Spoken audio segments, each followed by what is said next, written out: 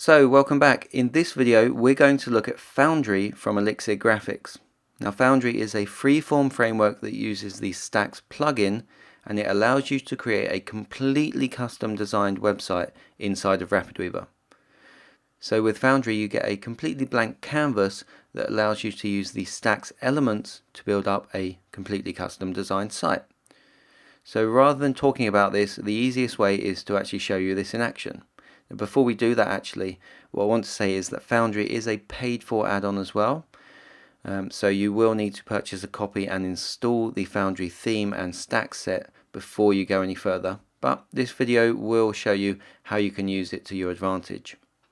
So if you have Foundry installed, let's close out the browser window there and open up our site.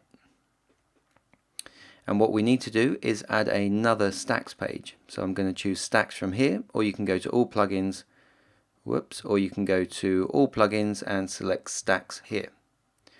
Now this page I'm going to call it photography. And I'm going to drag that to the bottom of our page. Then I'm going to close out RapidWeaver's left sidebar again by pressing Command Alt L. And I'm going to open up the Stax library here. Now what I've got is all of the Foundry stacks already installed, so I'm going to search for Foundry, and you'll see that we get a long list of all the stacks that are available to us with the Stax framework. Now for ease of use, I'm going to select all of these by pressing Command A, and then we're going to control click and say add to group and create a new group and call it Foundry. That will add a group folder to the Stax library, and this is just for easy access to all of the Foundry stacks that we're going to use. So the next thing we need to do is, if we go to preview, so we press Command P on your keyboard. Currently we are still using the Voyager theme that we're using on all the other pages of our site, but what we need to do is use the Foundry theme for this page. So to do that, we're going to open up the page inspector, go to the theme settings, and we're not going to use the master style for this page, we're going to use a page specific theme, and that theme is going to be Foundry here. Okay, now when we go to preview in Safari for this page, you'll see it's a completely blank canvas. There is no content, there's no title, there's no menu, there's no nothing, it's just a blank white page. And this is the power of Foundry. It allows us to create a completely unique website inside of RapidWeaver. And the way we're going to do that is by using all of the Foundry stacks to build up the elements on our page. So it's similar in the way that we built the work page inside of Stax. However, we're going to have to use things like the navigation stack inside of Foundry to place the navigation on our page. So with that being said, before you do anything else, what you need to do is add the Foundry stack here to your page. And this is where all of the settings for the Foundry framework are found. Now we're going to be moving quite quickly through this video. I'm not going to cover everything. We have a dedicated course on Foundry available, so go check that out if you're interested in the finer details. However, inside of the Foundry settings here, if we open up the last tab here, you'll see there's things like branding colors, link colors, fonts, sizing, and so on. So you can customize the way that your entire site looks inside of this Foundry stack. And this stack needs to be added on every page that you're using the Foundry theme. Okay, so once you've got the Foundry stack there, let's add the navigation stack. So I'm going to search for navigation, and we're going to add a navbar. So we'll drag and drop that in. You'll see that you then get some placeholder content here. Let's go over to Safari and preview how that looks. And there you'll see instantly we now have a navigation bar on our page. We've got the site title and we've got our RapidWeaver navigation added. So even though we're using a custom theme on this page, the Foundry theme, we still get links to all the other pages on our site, and that still works as before. And the other pages on our site will also link back to that photography page. So you'll see the power here. You can mix and match theme-based design or framework-based design inside of the same site as well. So once you've got your navigation on the page, let's move on and add a banner. So we'll go back to RapidWeaver. I'm going to search for the banner stack, and I'm just going to drag and drop that in. Okay, I'm going to close out the Stax library for a second so we can see what we're working on. And the next thing we're going to do is customize this banner. So we go to the page settings here. Then we're going to say the banner style is an image. Then we can drag and drop an image in, or we can browse for it. I'm going to drag and drop from my assets folder, and I'm going to use my banner image here. So I just drag and drop that in, and you'll see that the banner gets applied in the background. Then what we can do is drag and drop some stacks inside of the banner area. So I'm going to close out the page inspector, open up the Stax library, and what I'm going to add is a header. So I'm going to search for the Foundry header and drag and drop that in. Then I'm going to add a paragraph. So I'm going to search for paragraph and drag and drop that in there as well. Okay, next what we want to do is, you probably can't read this text here, so we need to customize the colors. So to do that, I'm going to open up the page inspector, but before I do that, I'm going to be toggling the Stax library open and closed by pressing Command L on my keyboard.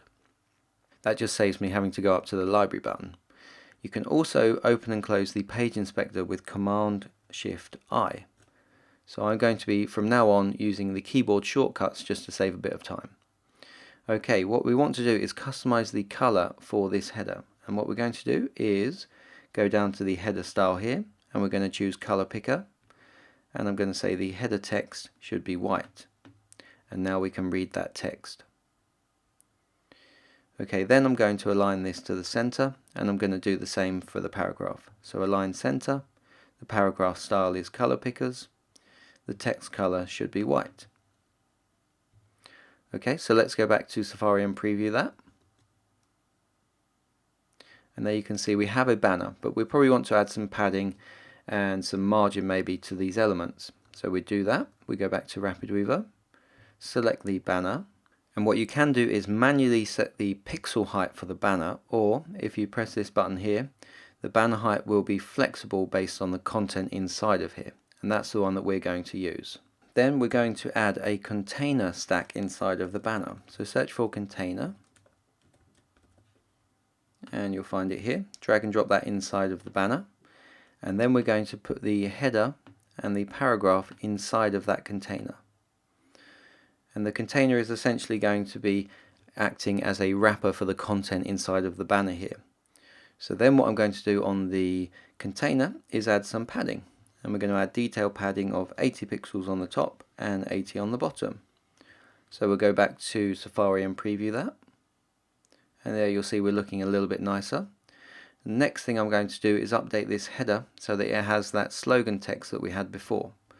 So I'm going to open up the left sidebar in RapidWeaver, go to the general settings and copy over my slogan, and I'm going to paste that into this header here. And then what I'm going to do is actually make this an H1, because this is the page title for my site. Okay, so I'll go back to Safari, preview that, and you'll see we're starting to build up a nicely designed page here.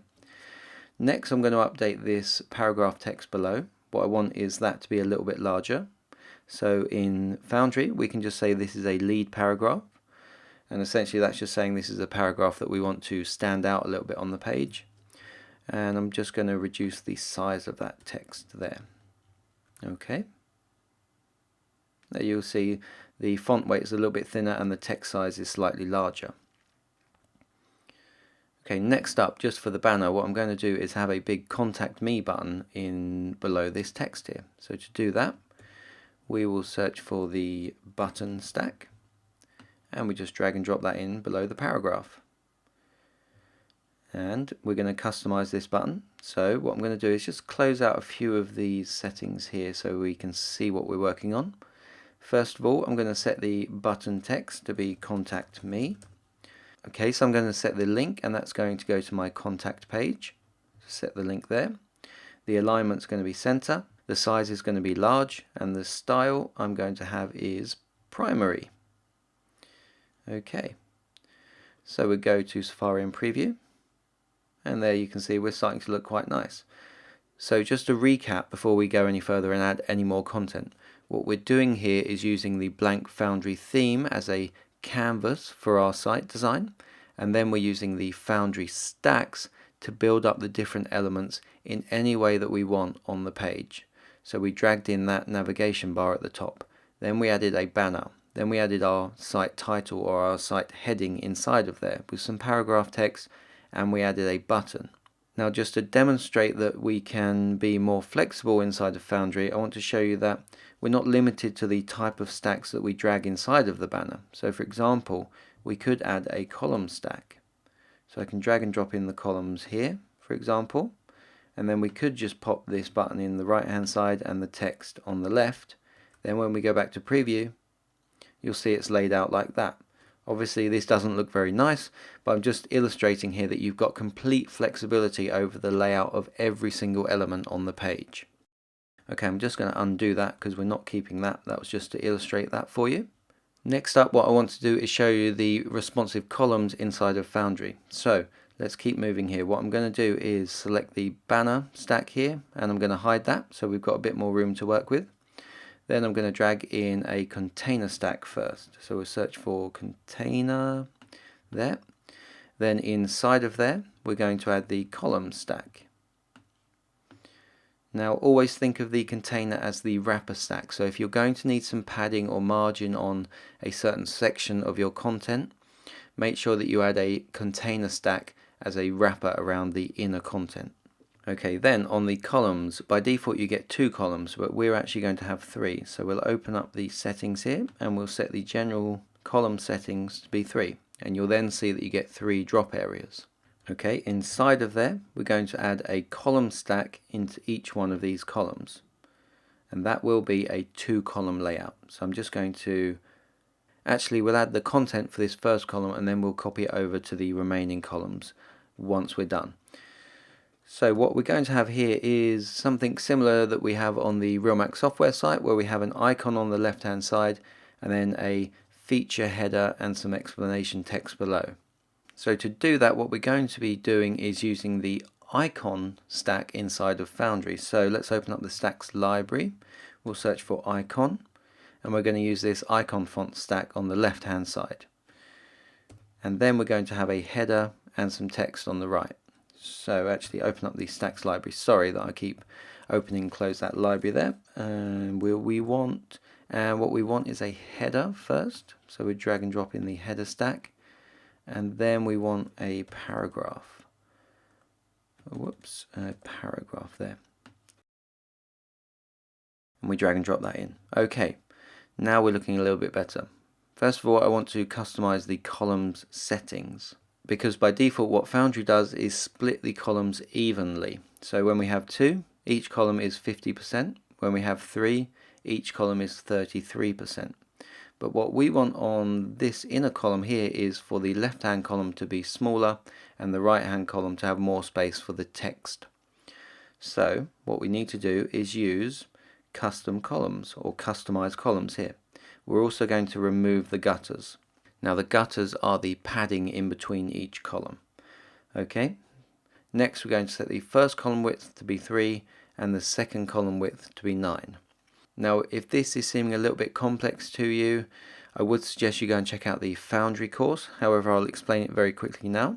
Essentially the Foundry framework works upon a 12-column grid layout. So whenever we split these columns, it must add up to 12. So in this case we have 2 columns, and we're setting the column 1 width to be 3 and the second column width to be 9. And those must always add up to be 12. So we could split it 10 and 2 or 6 and 6 or 8 and 4, but as I say, it always must add up to 12, otherwise the layout will be slightly broken. Okay, next up on the tablet, we want the columns to also be the first column to be 3 and the second column to be 9. And then we're going to say on the desktop, we want also the first column to be 3 and the second column to be 9. Now if you remember in a previous video where we were using the built-in columns inside of Stax, we didn't get this fine-grained control. All we could do was say whether we wanted the columns to be stacked on a mobile, a desktop or a tablet. However, with Foundry we get this fine-grained control where we can say what we want the column width to be on each individual device. So it's a lot more powerful when it comes to responsive design. Okay, that'll be enough of the editing for now. Let's go to Safari and see how this looks. And here we can see we've got our 2-column layout inside of a 3-column layout. So we haven't got any content in these two columns yet, but they do exist. But the main thing to focus on here is that inside of this first column we have that nested 2-column layout. Now I'm just going to tweak the look and feel of this column before we duplicate it into the other 2 columns.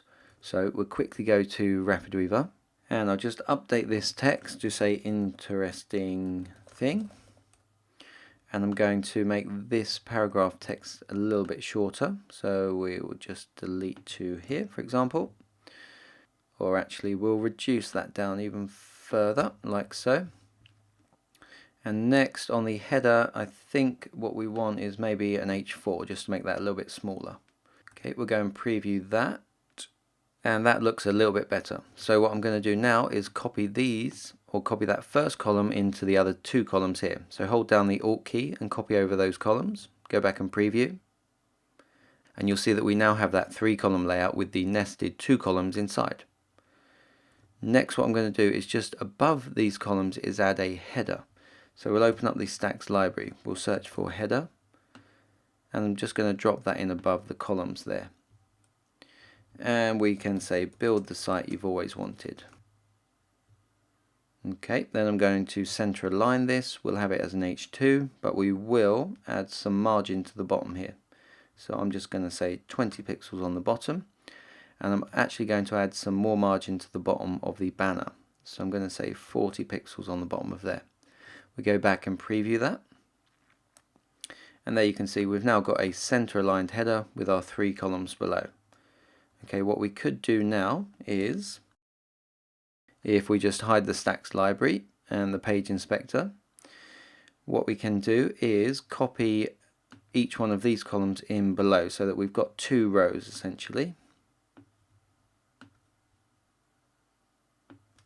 like so. And there we're starting to get a kind of feature list feel to this section of the site. And just quickly to show you how the icon fonts work, we could customize which icon we want. So for example here we could search for a bus, we can use that there.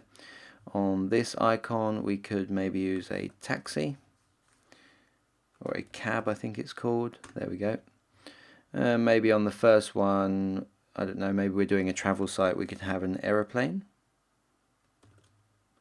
So we search for plane there, and you'll see when we go back to preview those get updated. So this is one of the built-in features to Foundry. You have the icon fonts which update when we select the appropriate icon that we want to use. So we could do the same for the icons below, but I think we're running a little bit short on time, so we'll leave all 3 of those as the search icon for now. The next thing I want to show you how to build is a custom image gallery. So what we're going to do is close up this close up the container here, so we've got a bit more space to work. Then I'm going to open the Stax library and add the container again. So we'll drop in the container there. Then I want a column stack, so we'll search for columns and drag and drop that in. Then for the columns we only need 1 in this instant. So we'll set that there, and then I'm going to add the gallery stack that comes with Foundry. So I'm going to drag and drop in the gallery stack inside of the column stack. Okay, now you'll see that you get some images or some placeholder images. What we're going to do is replace these with our own images now. So I'm going to select the first image, and then we can browse for the image, or we can just drag and drop them in. So I'm going to drag and drop those in from my desktop. So the first one there, then we go to the second image, like so. So I'm going to quickly do the remaining images now.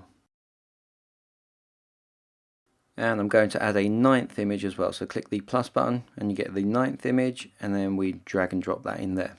Okay, so just to illustrate what we've done here, all I've done is add another container inside of there. I've added a 1-column layout, and then I've literally just dragged in the gallery stack that's included with Foundry and added my images.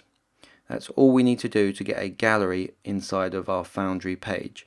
And to show you how nice that looks, let's go over to Safari and preview that.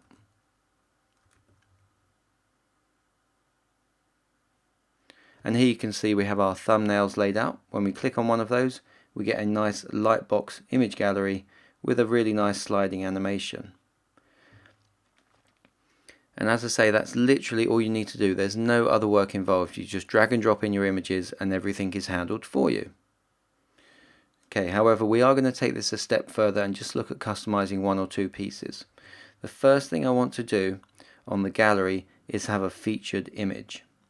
So to do that, you select the featured image option here. Then you can browse for an image or just drag and drop one in as before. I'm just going to drag and drop in this photo. We can go back to Safari and preview.